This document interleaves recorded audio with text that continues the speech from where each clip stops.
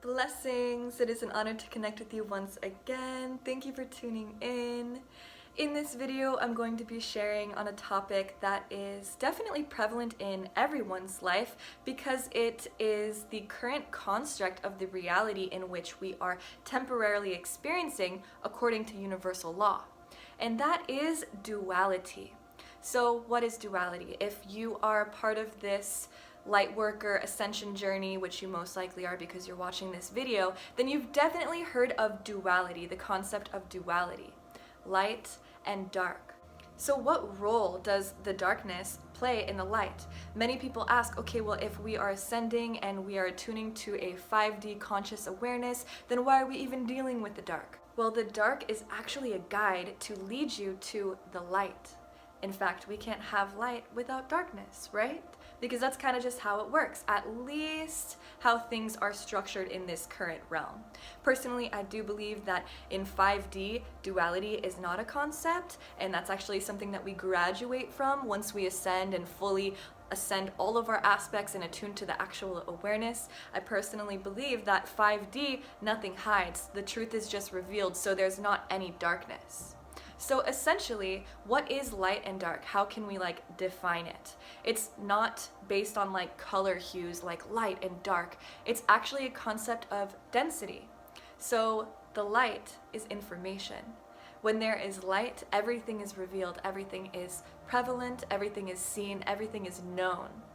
Darkness is ignorance, it's lack of information, so it's dense, it's slower. In darkness, things are hidden, things are distorted, the truth is distorted. So many light workers often fear the concept of darkness because they feel that if they are working for the light and working in accordance with the light, then they aren't to experience darkness. Many people are like, oh, well, if you're attracting darkness, then that's just the vibration in which you're emanating and that's what you're attracting. So it's actually your own vibration. And that is true, but only to an extent. A lot of the darkness in which we are currently attracting into our lives actually isn't an indication of our current vibration, but the vibration in which we have entertained previously. So along this ascension journey, it is necessary that we actually surface all of our wounds, all of our own inner darkness in order to face them and transmute them.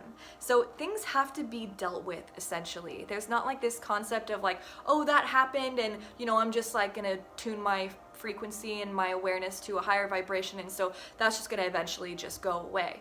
It's actually not how it works, not in this realm at least. Things that occur, they're recorded energetically within you, around you, in your field, energetically, in your subconscious. So when things happen to you, happen for you, and things occur in your life, they don't just go away.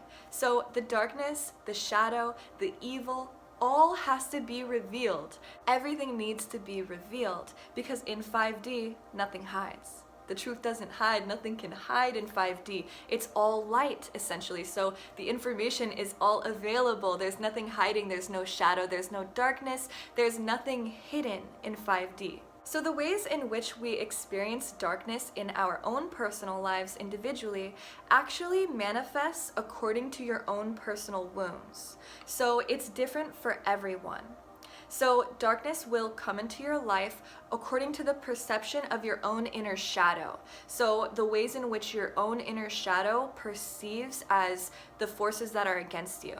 So to some, darkness manifests through the government and through society and through legal structures. And to be honest, darkness has pretty much taken over that entire realm. So if you haven't perceived the darkness in the government just yet, then maybe that's your next homework assignment. I don't know, whatever you feel called to do. But to some people, there isn't darkness in the government. Some people literally are in a different awareness, a different realm entirely, and don't perceive any darkness in the government. So to some, darkness manifests maybe to them through relationships or through parents or their loved ones, or maybe the darkness comes from within. So essentially, we all have darkness within us. We all have inner shadows. And that's not something to be feared. In fact, it's something to be looked at and examined even more. Because again, when we bring awareness to darkness, the light reveals it and it is no longer hidden, it's no longer in the shadow, it's no longer dark, so then it is transmuted. So we have to actually dissect the shadows and the darkness within us. And some may say that's just feeding energy to that specific vibration, but in fact, because everything is recorded, nothing just goes away. It's necessary that we bring light, love, attention, and awareness to these darker aspects of ourselves so that they can be revealed and we can actually receive the lesson and listen to the message that is coming from that shadow, that is coming from that darkness in whichever way it's taking form, and then apply it to our lives. Essentially, the darkness contains medicine, and the darkness is actually a teacher. The darkness is a guide to lead you to the light, but yes, you must walk through the shadow first. So it's really important to know that darkness is not to fear. And in fact, if you do fear the darkness, then you're just going to attract more of it into your life. So in awareness of this ascension journey, know that you are going to be attracting lots of shadows, your own shadows. Your shadows are going to be reflected externally so that you deal with them. Your shadows bring you to light. Also, the caliber in which darkness manifests differentiates. So it may not even be that the darkness or the shadow that you're experiencing is necessarily evil.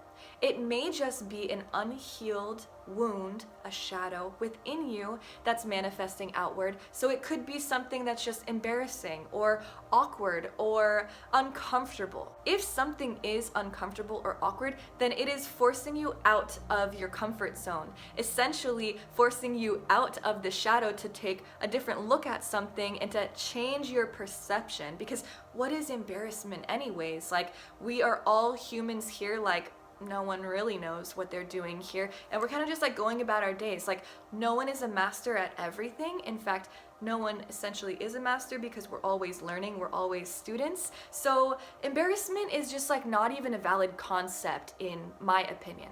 But when you are embarrassed about something or something is awkward, often people tend to kind of like shy away from those scenarios. Like, oh, that was awkward, like let's just go.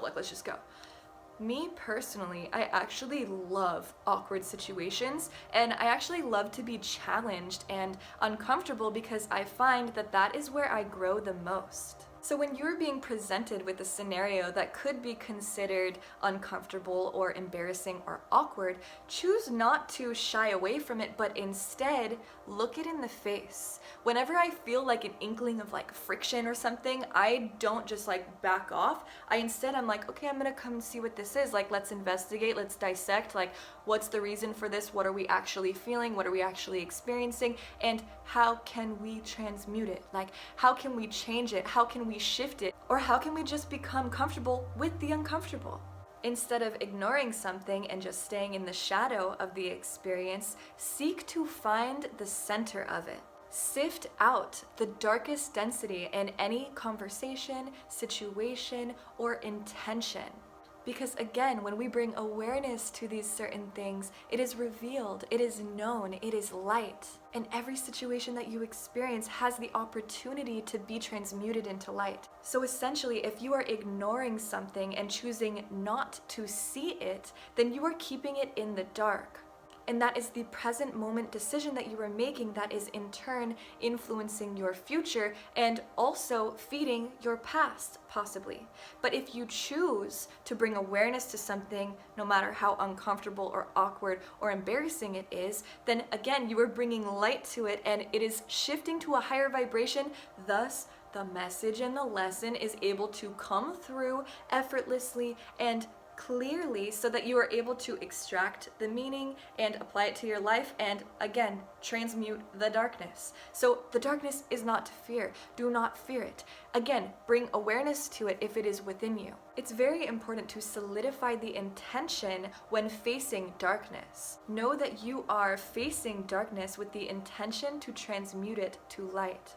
It's not to entertain the darkness, it's to reveal it. And the darkness obviously wants to stay dark, so it wants to stay hidden. It wants to stay in the shadow. It doesn't want you to actually know what it is or where it comes from or what its intention is. So it's going to want to keep itself hidden. So having the intention to just bring light to darkness already starts to shift, because it starts to kind of like push the darkness into light, essentially. Kind of like you're just pushing something out of the shadow, right? It's just changing the perception, because when we change the perception of where we're standing, we could be standing in a shadow, or we could be standing right where the sun is shining bright on us. So it's shifting your perception of all of it. So my personal intention with this video altogether is just to liberate you from the fear of darkness. Like, do not fear darkness, because we basically come from it. We are here on earth as souls who have been living time after time after time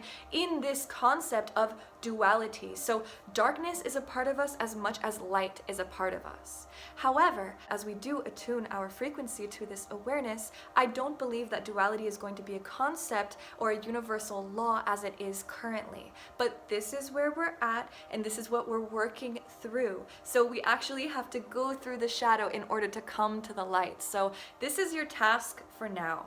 This is your task as a human being on a process of ascension. And even if you haven't necessarily devoted yourself to the process of ascension, you're experiencing it anyways, because Gaia, Earth, is making the shift. Everything is supporting it in the cosmos. This is kind of just what we're going through. So if you resist it, if you fight it, then it's just going to be even harder. Especially because resisting or fighting the ascension process is ultimately refusing to shine light on your own inner shadows. That's all that we're asking you to do.